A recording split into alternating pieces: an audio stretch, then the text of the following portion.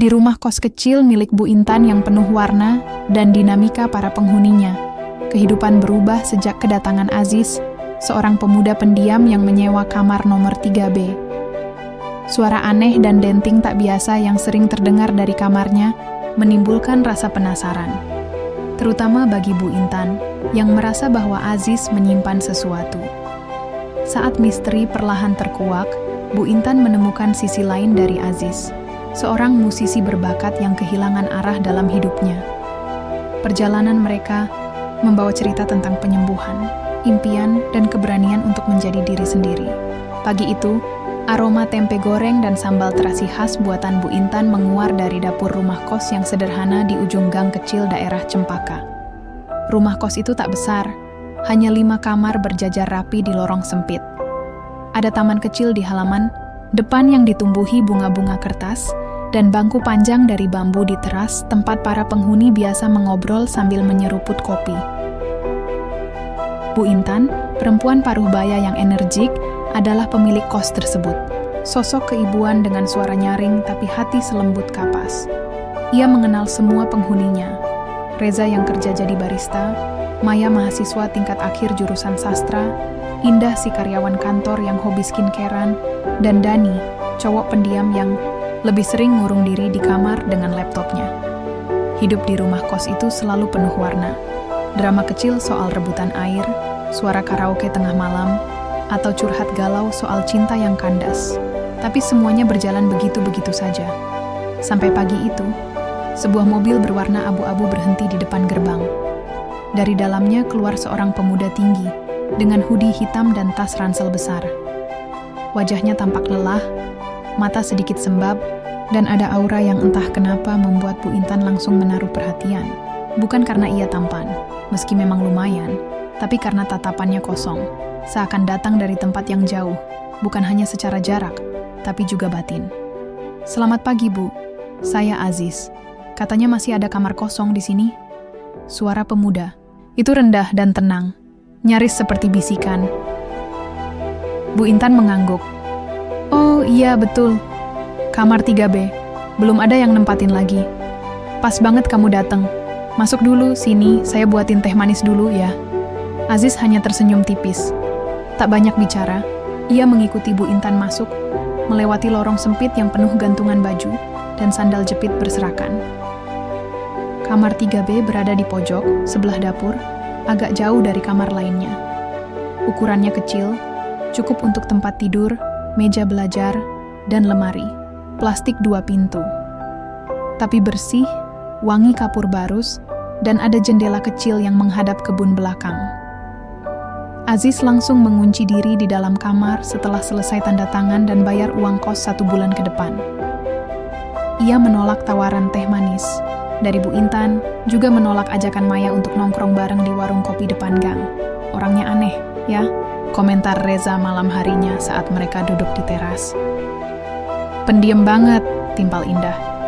"Tapi kayaknya bukan orang jahat sih, cuma kayak lagi bawa beban berat gitu." Bu Intan hanya diam. Ia punya naluri kuat sebagai ibu kos, dan nalurinya bilang, anak itu bukan sembarang anak. Malam pertama, suara itu terdengar. Pelan sekali, seperti bisikan angin. Bukan suara manusia berbicara. Bukan juga suara barang jatuh. Tapi, denting, lembut, irama. Seperti nada piano yang ditekan hati-hati. Bu Intan yang sedang di dapur membersihkan piring langsung mematung. Ia memiringkan kepala, menajamkan telinga. Denting itu datang dari kamar 3B. Ia berjalan perlahan ke lorong, mendekat ke pintu kamar Aziz. Tidak ada suara lain, tidak ada teriakan, tidak ada obrolan. Hanya satu nada. Hening, lalu satu nada lagi. Seperti seseorang yang sedang mencoba mengingat melodi yang pernah membuatnya bahagia. "Main musik?" gumam Bu Intan, bingung. Besok paginya, saat sarapan, Bu Intan mencoba membuka percakapan. "Kamu bisa main musik, Aziz?" tanyanya sambil menyodorkan sepiring pisang goreng. Aziz menatapnya sebentar, lalu menggeleng pelan. "Enggak, Bu." Jawaban itu cepat, terlalu cepat. Hari-hari berikutnya, denting-denting aneh itu terus terdengar. Kadang malam, kadang siang. Kadang hanya 1-2 menit, kadang lebih lama. Selalu dari kamar Aziz, selalu pelan, seolah tak ingin ketahuan. Maya pernah mencoba mengetuk pintu kamarnya, pura-pura minjam korek api. Tapi Aziz tak membuka pintu. Suaranya terdengar dari dalam, "Maaf, lagi capek." Semakin lama, para penghuni kos mulai bertanya-tanya. Apa jangan-jangan dia bawa keyboard ke kamar?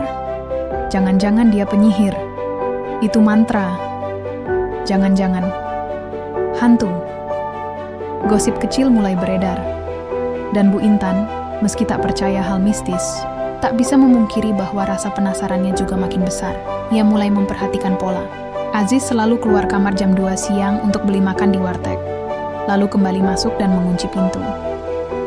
Malam hari, lampu kamarnya kadang mati, tapi suara itu masih ada. Aneh, tapi indah. Ada sesuatu yang tersembunyi di balik pintu kamar. Tantri B dan Bu Intan yakin cepat atau lambat ia akan mengetahuinya. Hari-hari di rumah kos Bu Intan biasanya diwarnai tawa canda dan sedikit drama. Tapi sejak Aziz tinggal di kamar 3B, suasananya berubah. Tidak menjadi suram, tapi sepi dalam cara yang berbeda. Seperti ada ruang kosong di tengah-tengah mereka yang tidak bisa diisi hanya dengan obrolan ringan atau lelucon Reza yang sering garing. Bu Intan tak bisa mengabaikannya. Ia bukan tipe ibu kos yang hanya mengurus uang sewa dan tagihan listrik. Ia suka mengenal para penghuninya, mendengarkan cerita mereka, bahkan sering jadi tempat curhat kalau ada yang patah hati atau kehilangan pekerjaan. Tapi Aziz, anak, itu seperti tembok. Datar, dingin, tak bisa ditembus. Bu, itu suara dari kamar Aziz makin sering ya? Tanya Indah suatu malam saat mereka duduk di dapur sambil menyeduh wedang jahe. Bu Intan mengangguk. Iya, aku juga dengar. Kadang kayak nada piano, kadang seperti ketukan-ketukan aneh, tapi lembut banget. Indah menggigit bibir. Aku pikir dia lagi bikin ritual atau semacamnya. Bu Intan tertawa pelan. Aduh, kamu nonton film horor kebanyakan. Kalau memang itu musik, berarti dia sedang latihan atau main sesuatu. Indah mengangkat bahu. Tapi kan dia bilang nggak bisa main musik. Ya, mungkin dia belum siap cerita aja. Aziz, di balik pintu kamar 3B, duduk di lantai beralaskan karpet tipis. Di depannya, sebuah keyboard kecil tertutup selimut abu-abu. Di atasnya ada earphone yang selalu ia pakai setiap kali bermain. Tapi kadang, dia sengaja melepasnya, membiarkan nada-nada pelan itu mengalir ke lorong, membiarkan dunia mendengar secuil suaranya. Ia tahu Bu Intan kadang berdiri di luar kamar, diam. Ia tahu Maya pernah mencoba menguping. Ia tahu semua penghuni mulai bertanya-tanya, tapi ia tidak peduli. Tidak sekarang. Tangannya bergerak pelan di atas tuts keyboard, memainkan nada-nada kecil yang dulu pernah ia mainkan di panggung besar, di depan ribuan orang. Sekarang, hanya dinding kusam kamar kos dan langit-langit yang jadi saksinya. Tapi disinilah ia merasa aman. Jauh dari ekspektasi. Jauh dari sorakan yang memekakan. Jauh dari ayahnya. Pagi itu, Bu Intan melihat Aziz duduk sendiri di depan gerbang. Tangan di saku, pandangan kosong ke jalanan. Tidak biasanya dia keluar sepagi, ini. Pukul 6 pagi, bahkan Reza saja belum bangun. Bu Intan membawa 2 cangkir teh manis dan duduk di sebelahnya. Aziz melirik sekilas, tapi tidak bicara. Saya biasa duduk di sini pagi-pagi, kata Bu Intan membuka percakapan. Dulu waktu anak saya masih kecil, dia suka duduk di pangkuan saya sambil nanya, kenapa matahari enggak pernah telat terbit. Aziz hanya tersenyum kecil. Anak ibu sekarang di mana? Sudah nikah, tinggal di Bandung. Jarang pulang, ucap Bu Intan pelan. Kalau kamu dari mana, Aziz? Jakarta, jawabnya singkat. Sendiri di sini? Aziz mengangguk. Sudah kerja atau masih kuliah? Enggak dua-duanya, Bu Intan tertawa. Jawaban paling ringkas tahun ini. Aziz ikut tersenyum. Untuk pertama kalinya, senyuman yang agak lebar, meski masih mengandung luka yang belum sembuh. Saya lagi cari arah, Bu, ujarnya akhirnya. Bu Intan mengangguk pelan. Kadang kita memang harus diam dulu buat dengar kemana hati mau melangkah. Tak ada percakapan panjang setelah itu. Mereka hanya duduk berdua, ditemani teh manis dan matahari pagi yang hangat. Tapi Bu Intan merasa ada celah kecil di dinding hati Aziz yang mulai terbuka. Beberapa hari kemudian, kejadian kecil terjadi di rumah kos Reza, yang entah karena iseng atau memang terlalu penasaran, mencoba menyelinap ke kamar Aziz saat pemuda itu sedang keluar beli makan. Reza berdalih, ingin memastikan apakah suara-suara itu bukan sesuatu yang mencurigakan. Ia membuka pintu perlahan, dan saat itu pula Aziz muncul di ujung lorong, membawa bungkus nasi uduk. "Apa yang kamu lakukan?" Suara Aziz tajam, tak seperti biasanya. Reza tersentak, langsung berdiri tegak. "Gue cuma penasaran aja, bukan maksud buruk, bro." Tatapan Aziz berubah dingin. Ia mendorong pintu pelan dan menutupnya tanpa bicara lebih lanjut. Reza mundur dengan muka bersalah. Besoknya, Aziz tak keluar kamar sama sekali. Tak ada suara, tak ada denting musik. Lorong rumah kos terasa lebih dingin dari biasanya. Dan Bu Intan tahu ada sesuatu yang harus ia lakukan. Bukan sebagai pemilik rumah, tapi sebagai seseorang yang pernah juga merasa tersesat dalam hidupnya. Suasana rumah kos setelah insiden Reza mengintip kamar Aziz terasa canggung. Biasanya suara tawa Reza dan keluhan Maya soal tugas kuliah jadi bumbu harian. Tapi kali ini, rumah kos seperti ditutup kabut tipis. Hening. Ada yang patah tapi belum bisa diperbaiki. Bu Intan duduk di teras sambil mengupas mangga muda. Tatapannya sesekali tertuju ke jendela kamar 3B yang tak terbuka seperti biasanya. Tirai putih masih tertutup, dan tak ada bunyi ketukan nada. Kosong. Seolah Aziz menghilangkan dirinya dari dunia. "Bu," panggil Maya lirih. "Aziz belum keluar sejak kemarin sore ya?" Bu Intan mengangguk pelan. Kayaknya dia marah banget. Sama Reza? Wajar. Nggak semua orang bisa menerima privasinya dilanggar, jawab Bu Intan sambil menaruh irisan mangga di piring kecil. Maya duduk di sebelahnya. "Tapi, Bu, boleh jujur, saya suka suara musik dari kamarnya. Nggak tahu kenapa, rasanya adem. Kadang bikin saya nangis sendiri." Bu Intan tersenyum. "Iya, Ibu juga. Makanya Ibu yakin anak itu punya sesuatu yang dalam. Mungkin dia cuman belum siap membaginya." Di dalam kamar 3B, Aziz duduk memeluk lutut di pojok ruangan. Keyboardnya masih terbungkus kain. Earphone terselip di bawah bantal. Seisi kamar seperti ikut membisu bersamanya. Dia marah. Tapi bukan hanya pada Reza. Dia marah pada dirinya sendiri, karena takut. Takut bahwa ketika orang tahu siapa dia sebenarnya, mereka akan menghakimi. Atau lebih buruk, berharap terlalu banyak darinya. Dulu setiap panggung adalah tekanan. Setiap lagu harus sempurna. Setiap nada harus membuktikan bahwa dia layak jadi anak dari ayahnya, seorang musisi orkestra klasik terkenal. Yang tak pernah puas, Aziz merindukan masa ketika musik hanya milik dirinya. Bukan tuntutan, bukan beban, tapi cara dia bernapas. Malam itu, Bu Intan mengetuk pintu kamarnya. Pelan, hanya 2 ketukan. "Aziz." Bu Intan bawa mangga muda. "Sama sambal garam, kesukaan Ibu waktu galau," katanya dari luar, separuh bercanda. Tak ada jawaban. Tapi beberapa detik kemudian, suara langkah pelan terdengar. Pintu terbuka sedikit.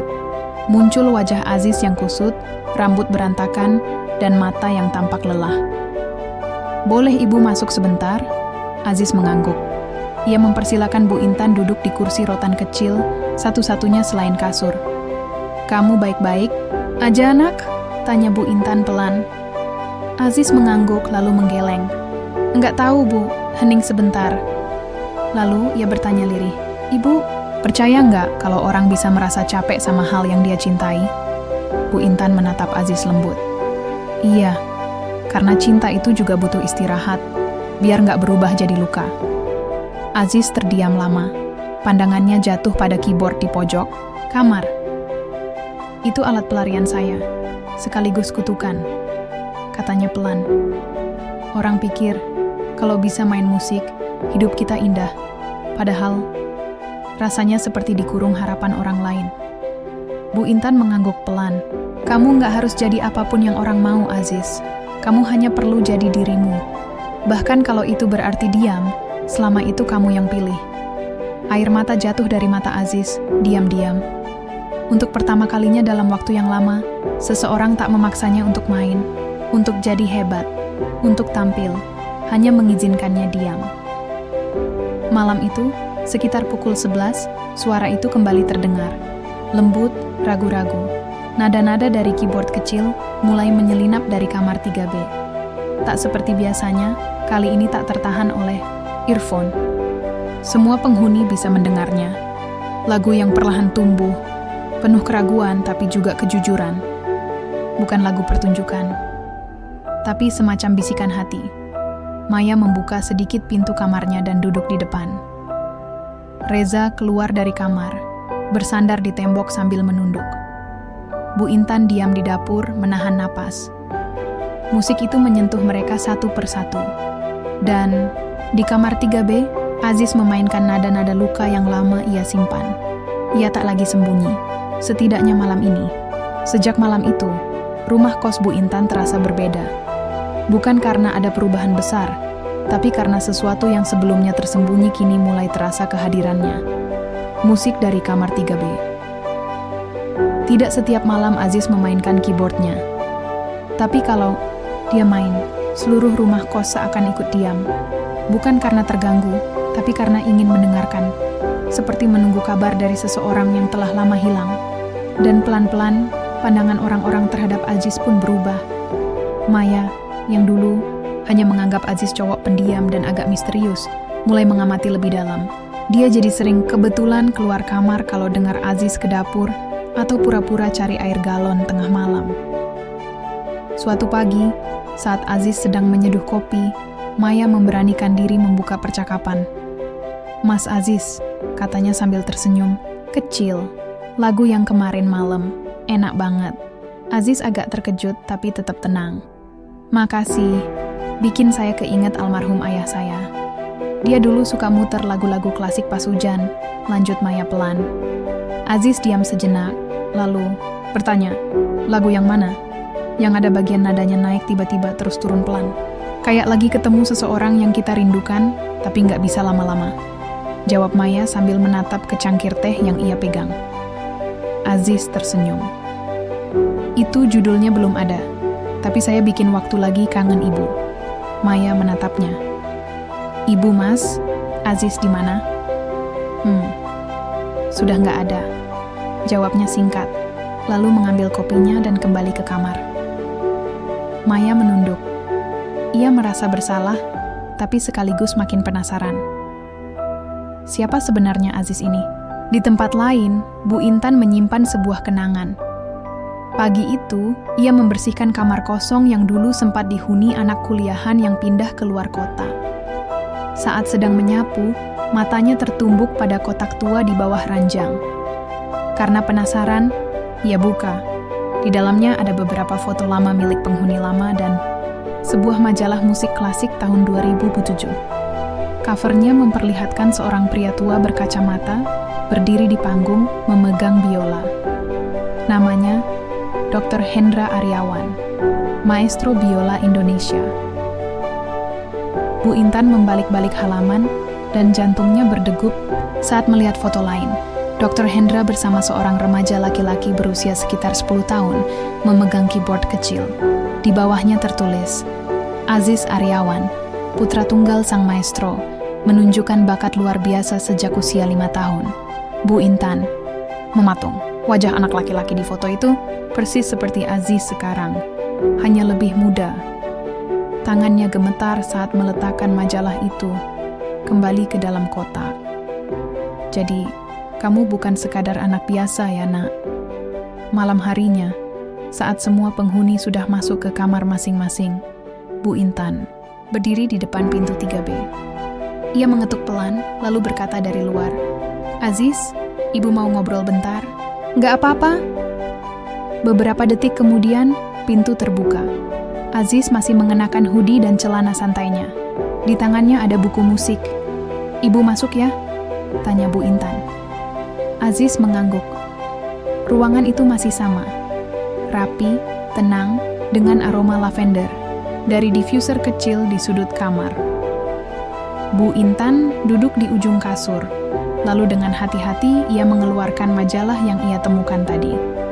Sore tadi ibu nemu ini, waktu bersihin kamar sebelah. Dan, ibu lihat halaman ini, katanya sambil membuka foto Aziz kecil bersama ayahnya. Aziz menegang. Jelas wajahnya berubah. Ibu nggak maksud apa-apa, lanjut Bu Intan lembut. Ibu cuma pengen bilang, kalau kamu mau cerita kapanpun, ibu di sini, sebagai ibu kos, atau sebagai ibu. Aziz menunduk. Henning. Lalu ia berkata pelan, saya udah lama nggak pengen dihubungin sama nama itu, Bu. Kenapa? Karena itu bukan saya. Matanya mulai memerah. Saya cuma pengen jadi Aziz. Bukan putra maestro, bukan pewaris mimpi orang lain. Saya suka musik, tapi saya pengen suka itu karena hati saya, bukan karena diwajibkan. Bu Intan mengangguk perlahan. Ibu ngerti. Aziz menarik napas panjang, lalu berkata, kalau saya mulai main musik di luar, saya takut. Takut orang-orang akan mulai berharap lagi. Akan bilang, wah, anak si ini, atau harusnya kamu jadi ini. Lalu kenapa kamu main malam-malam?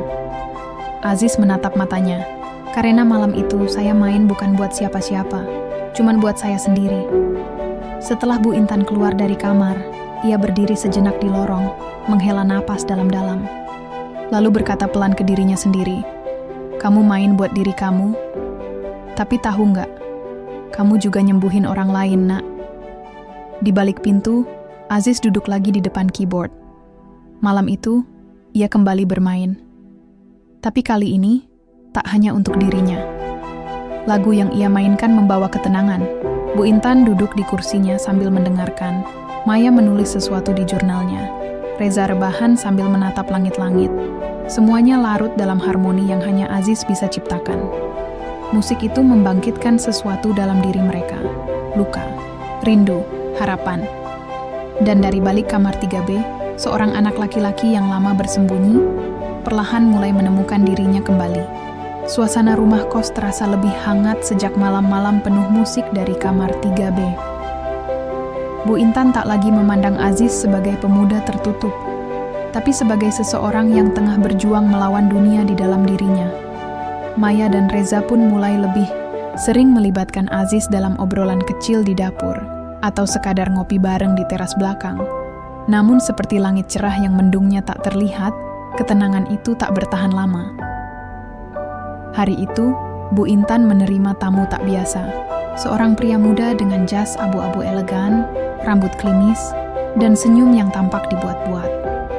Ia membawa tas selempang kulit dan berbicara dengan nada sopan.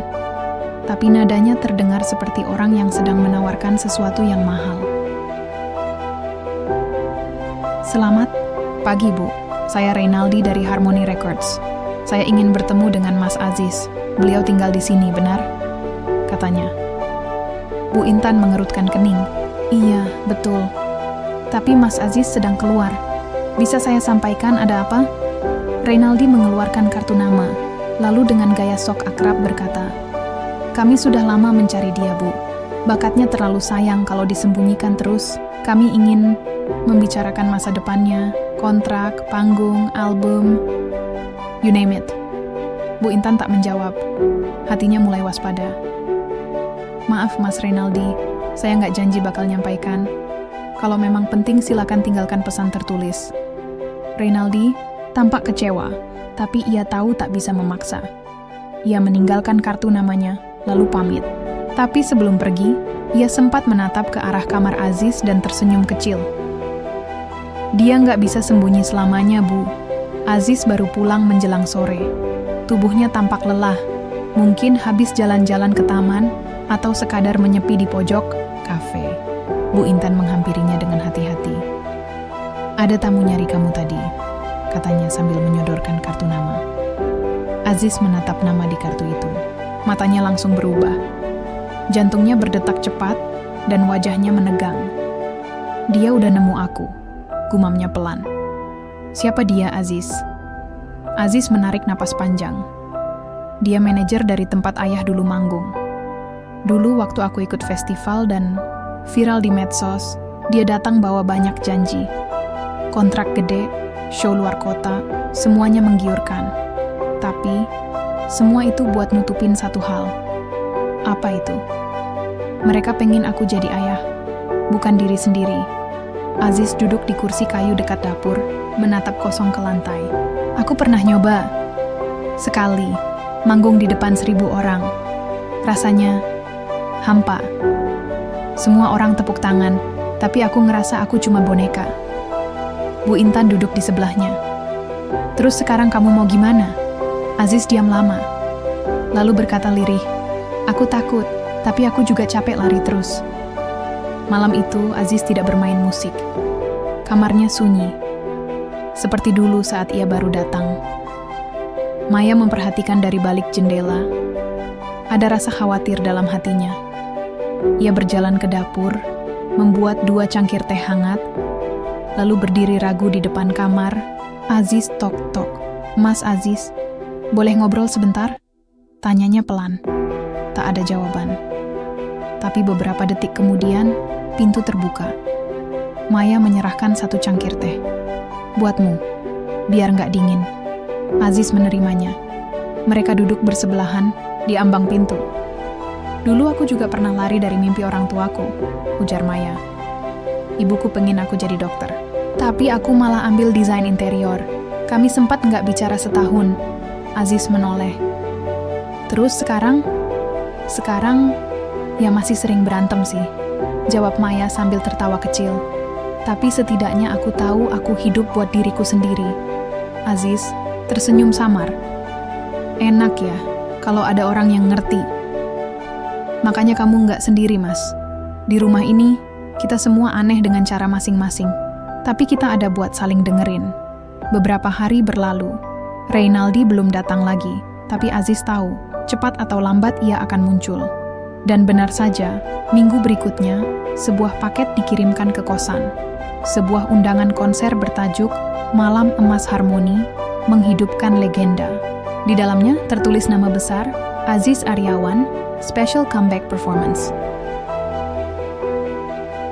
Bu Intan, Maya, dan bahkan Reza ikut membaca surat undangan itu. Semuanya menatap Aziz, tapi tak satu pun mendesaknya. Aziz berdiri lama menatap surat itu. Jantungnya berdegup, tubuhnya tegang.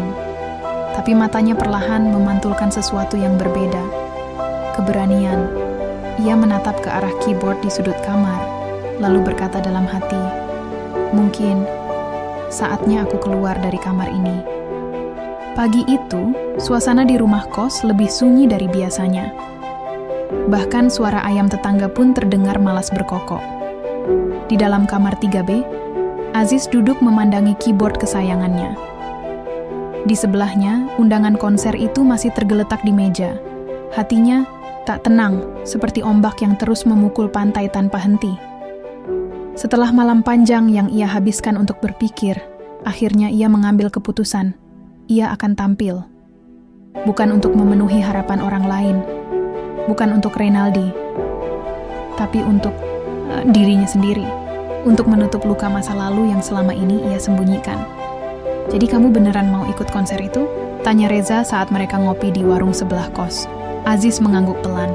Aku capek ngumpet, Za. Dulu aku main musik buat bikin ayah bangga. Tapi sekarang, aku pengen main musik buat sembuhin diri sendiri. Reza mengangguk pelan. Kalau gitu, gas.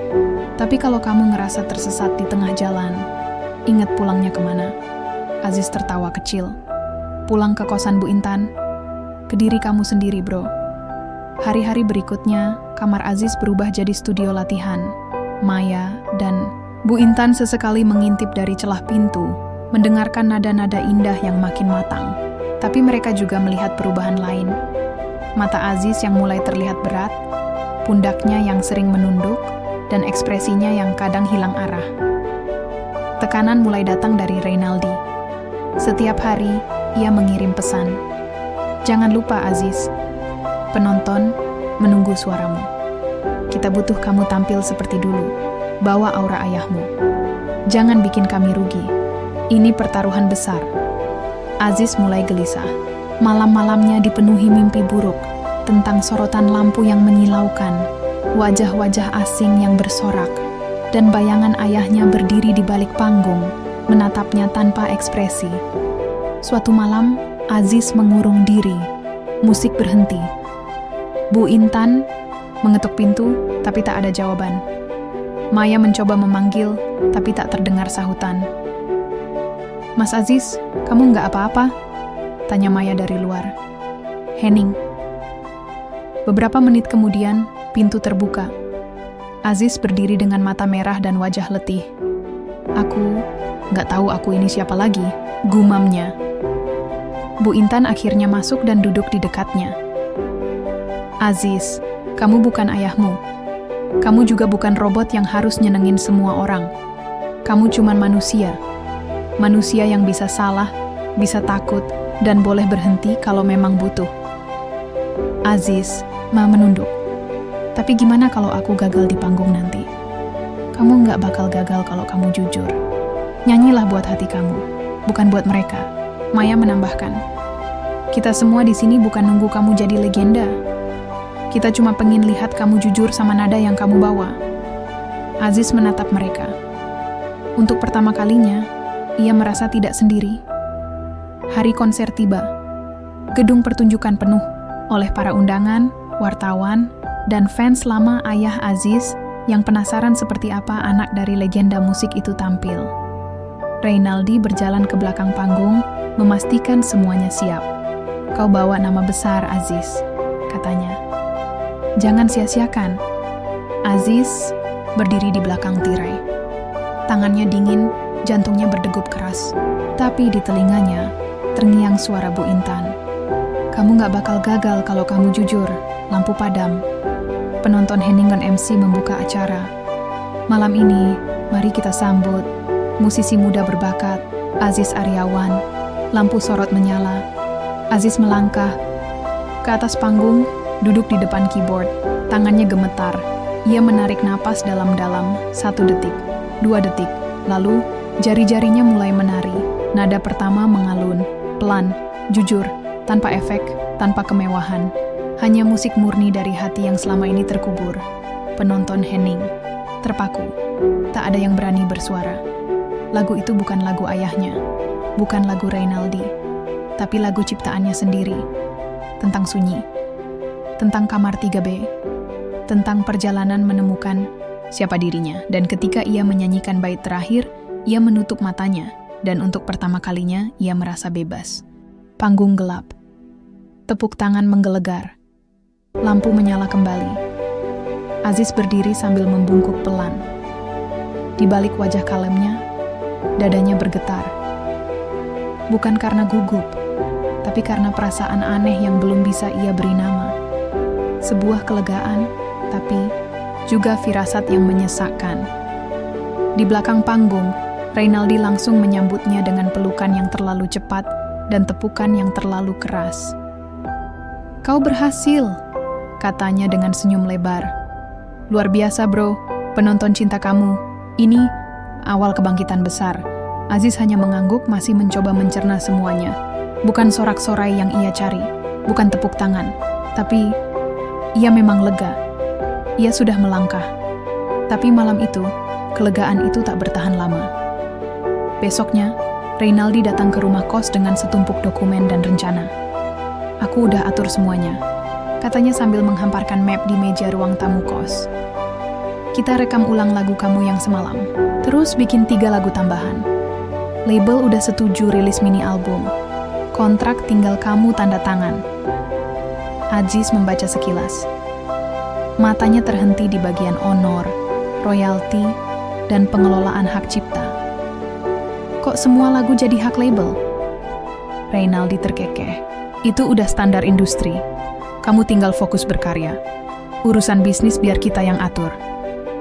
Tapi ini lagu-lagu aku, cerita hidupku. Justru karena itu, lagu personal lebih laku. Kamu cuma perlu tampil sebagai anak dari musisi legendaris yang bangkit dari sunyi." Media udah suka banget sama narasi itu. Aziz diam. Jantungnya berdetak lebih cepat. Kalau aku nggak mau, Wajah Reynaldi mengeras. Jangan bodoh, Aziz.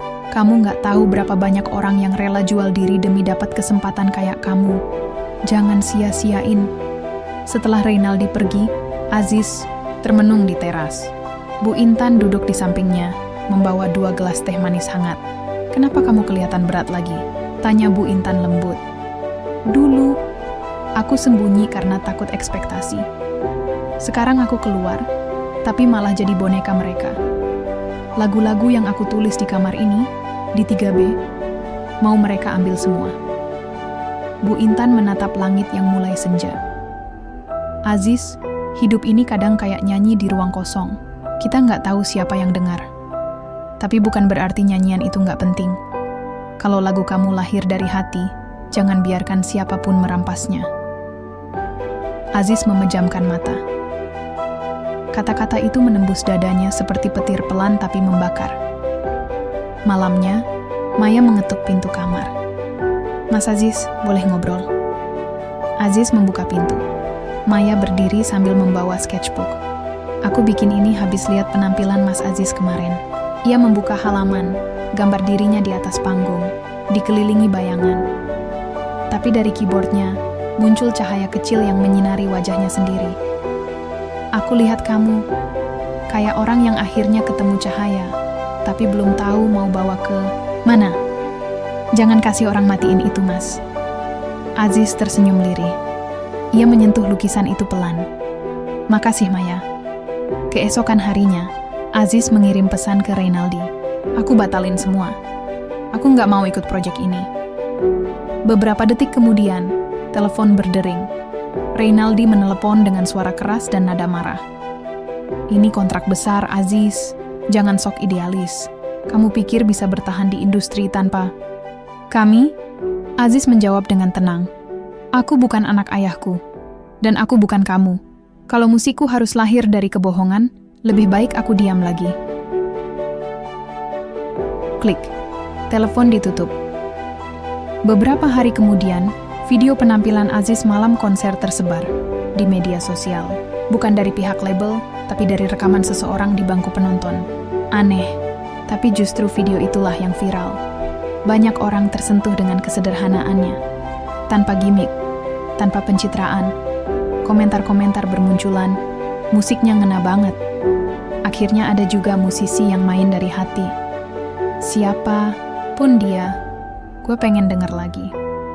Aziz membaca sambil tersenyum. Ia duduk di depan keyboard. Bukan untuk latihan, tapi untuk menciptakan lagu baru. Kali ini bukan untuk konser, bukan untuk label, tapi untuk dirinya sendiri.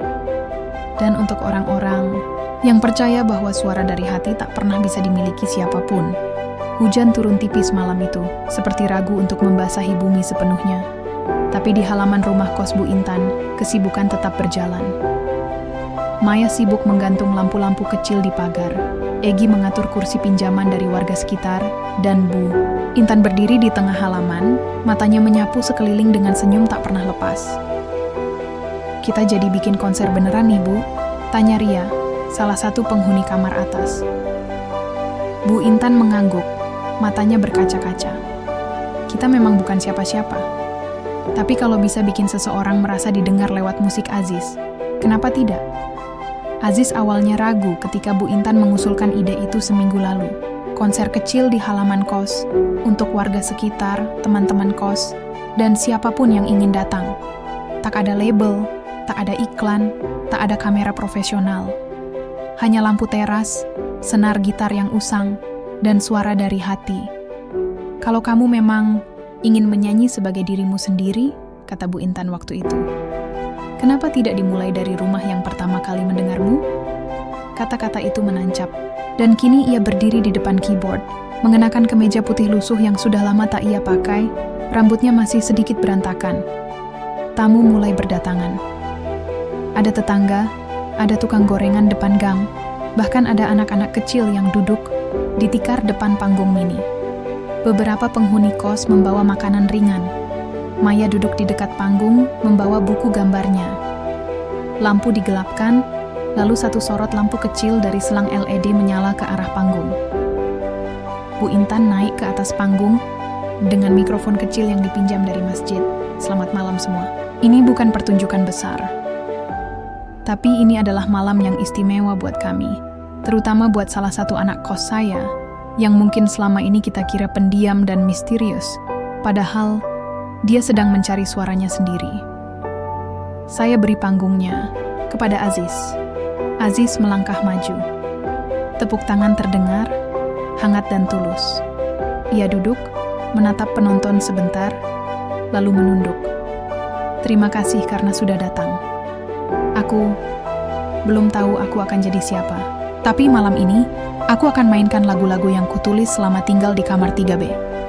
Lagu-lagu tentang kehilangan, pencarian, dan rumah.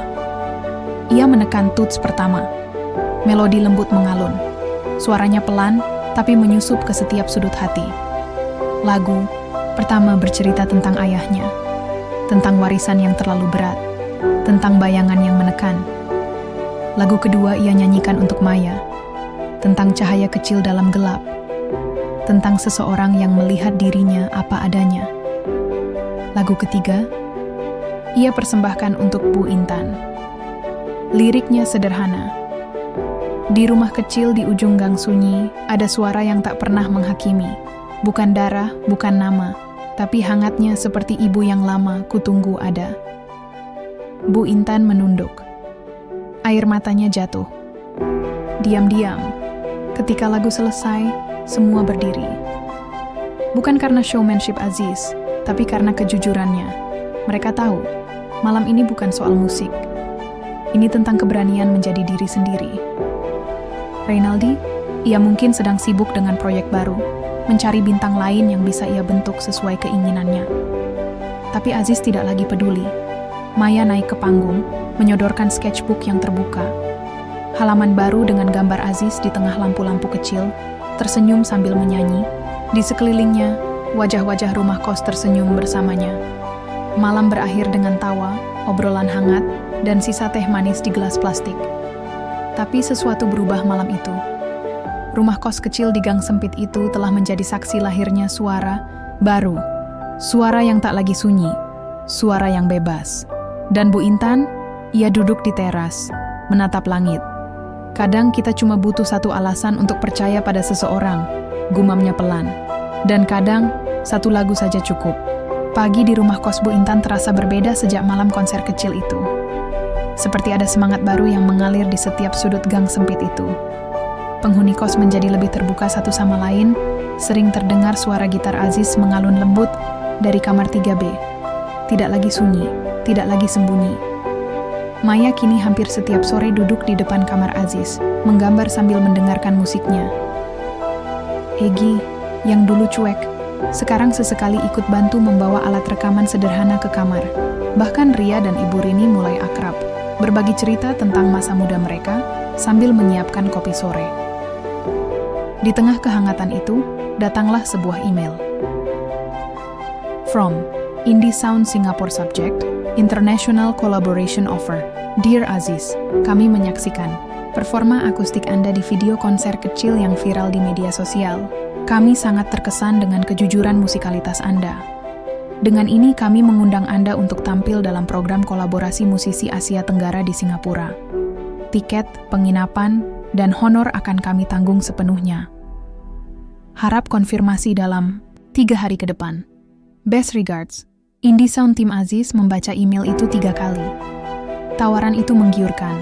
Ini bukan label rakus seperti Reynaldi. Ini komunitas independen yang menghargai orisinalitas. Namun, hati kecilnya bergetar. Singapura berarti pergi. Meninggalkan kamar 3B. Meninggalkan Bu Intan. Dan Maya, ia duduk termenung di depan jendela. Pandangannya kosong menembus genting, rumah tetangga. Malamnya, ia mendekati Bu Intan yang sedang menyiram bunga. Bu, iya nak? Aku ditawari tampil di luar negeri, Singapura. Bu Intan tidak tampak kaget. Dan kamu bingung mau pergi atau tetap di sini? Aziz mengangguk pelan. Bu Intan meletakkan gembor. Kamar ini, rumah ini, tempat ini memang penting, tapi jangan sampai jadi sangkar. Kalau memang hatimu ingin terbang, terbanglah. Kami di sini akan tetap jadi tempat kamu pulang. Aziz menunduk. Tapi aku takut kehilangan semua ini. Bu Intan tersenyum lembut. Kamu nggak akan kehilangan apa-apa kalau kamu membawa nilai-nilai dari tempat ini kemanapun kamu pergi. Besoknya, Maya duduk di bawah tangga. Ia mendengar kabar itu dari Ria. Kamu jadi ke Singapura? Tanyanya saat Aziz duduk di sampingnya. Aziz tidak langsung menjawab. Ia menatap Maya yang tengah mencoret sesuatu di buku gambarnya. Aku belum yakin. Maya menyerahkan halaman baru. Sketsa dirinya dan Aziz berdiri di bandara. Maya tersenyum sambil melambaikan tangan. Aziz membawa keyboard di punggung. Terkadang, pergi bukan berarti meninggalkan, kata Maya. Kadang, pergi itu cara untuk membawa pulang sesuatu yang lebih besar. Aziz terdiam. Dadanya terasa sesak, tapi juga hangat. Hari ketiga sejak email itu tiba. Aziz mengetik balasan. Dear Indie Sound Team, thank you for the invitation. I am honored and will gladly participate. Regards, Aziz. Lalu ia menghela napas panjang. Dilihatnya kamar 3B. Dinding, tempat ia tempel kertas lirik. Rak tempat ia simpan rekaman pertama. Sudut yang dulu gelap, kini penuh cahaya. Malam sebelum keberangkatan, seluruh penghuni kos berkumpul di halaman. Kali ini bukan untuk konser, tapi untuk mengantar. Bu Intan memasak nasi kuning. Maya membuat lukisan kecil yang ia bingkai. Ria membawa kue lapis dan Egi akhirnya menangis juga. Dasar cowok lembek, canda Ria sambil mengusap matanya sendiri. Aziz berdiri di tengah kerumunan. Ia tersenyum lebar. Di tangannya, ia genggam tiket pesawat. Di dadanya, ia bawa rumah kos kecil yang telah memberinya suara. Dan sebelum malam benar-benar habis, Aziz berkata pelan, "Terima kasih untuk tempat ini dan untuk menjadi bagian dari lagu hidupku." Sudah hampir 6 bulan sejak Aziz meninggalkan rumah kos kecil di ujung gang itu. Sejak konser akustik yang mengubah cara orang memandangnya, sejak email dari Indie Sound yang membawanya terbang ke negeri seberang. Kamar 3B kini kosong. Tapi bukan kosong dalam arti sebenarnya. Dindingnya masih dipenuhi kertas lirik, rak buku kecil di pojok tetap tertata rapi, bahkan keyboard tuanya masih tersimpan, dengan secarik kertas yang ditulis Aziz sebelum pergi. Kalau suatu hari aku pulang, semoga kamar ini masih bisa menyambutku dengan hangat. Bu Intan tak pernah menyewakan kamar itu lagi. Itu bukan cuma kamar, katanya suatu malam pada Maya, tapi tempat lahirnya kembali seseorang. Hidup di rumah kos terus berjalan. Maya sekarang sibuk membuat komik pertamanya, terinspirasi dari kisah Aziz. Ria mulai buka usaha kecil-kecilan, jualan puding cup yang laris di kalangan penghuni kampus dekat situ. Egi masih jomblo, tapi sekarang lebih cerewet soal musik, bahkan mulai belajar gitar. Yang berubah paling drastis mungkin Bu Intan. Ia tampak lebih sering duduk di teras, pandangan jauh, seperti menunggu sesuatu. Sampai suatu pagi, datanglah sebuah paket besar dari luar negeri, ditujukan kepada Ibu Intan Rahmawati JL, Cemara 27, RT Daun 4, RW Daun 05, kos kecil, Damai. Bu Intan membuka perlahan. Di dalamnya ada beberapa hal. Selembar surat, sebuah CD, dan bingkisan kain berisi buku kecil dengan ilustrasi Maya di sampulnya. Di surat itu tertulis, Bu Intan yang saya hormati, ketika saya sampai di Singapura, saya kira saya akan kehilangan semuanya. Tapi ternyata justru di sana saya bisa menceritakan rumah kecil kita kepada dunia. Saya nyanyikan lagu-lagu yang dulu saya tulis di kamar 3B. Saya ceritakan tentang seorang ibu kos yang melihat saya sebagai manusia, bukan proyek. Dan sekarang, lagu-lagu itu dijadikan album. Album pertama saya beri nama Kamar 3B. CD ini untuk ibu dan untuk semua penghuni rumah yang telah jadi bagian hidup saya. Saya juga kirimkan buku hasil kolaborasi saya dan Maya. Cerita bergambar tentang seorang pemuda pendiam yang menemukan dirinya lewat musik. Dan satu lagi, Bu, saya pulang bulan depan. Bukan untuk menetap, tapi untuk tampil di Jakarta, dan saya ingin memulai tur dari tempat segalanya dimulai, halaman kos kita. Kalau ibu tidak keberatan, maukah kita bikin konser kecil sekali lagi? Salam rindu, Aziz. Bu Intan membaca perlahan. Matanya tak terasa basah. Tangan kirinya menggenggam surat itu erat, seolah tak ingin kehilangan satu pun kata. Sebulan kemudian, rumah kos itu ramai bukan main. Orang-orang datang dari berbagai tempat. Bukan karena ingin menonton artis terkenal, tapi karena ingin melihat kisah nyata yang mereka dengar dari mulut ke mulut. Tentang pemuda sunyi dan ibu kos yang membangkitkannya. Halaman dipenuhi lampu. Seperti malam itu, Maya duduk di samping panggung kecil, membawa bukunya yang baru terbit. Egi sibuk jadi kru amatir, mengatur sound system. Dan di antara sorak tawa dan keramaian kecil itu, seorang pemuda muncul dari gang, membawa keyboard di punggungnya. Bu Intan melihatnya pertama kali. Ia tidak berteriak. Ia hanya membuka tangannya. Aziz memeluknya. Malam itu, lagu pertama yang ia nyanyikan bukan yang paling populer. Bukan yang ada di tangga lagu. Tapi lagu sederhana yang dulu hanya terdengar dari balik tembok kamar kos. Di ujung lorong ada suara tak keras, tak megah, tapi ia mengerti dan menuntunku pulang. Dan rumah kos kecil itu pun bersinar dalam sunyi yang paling indah.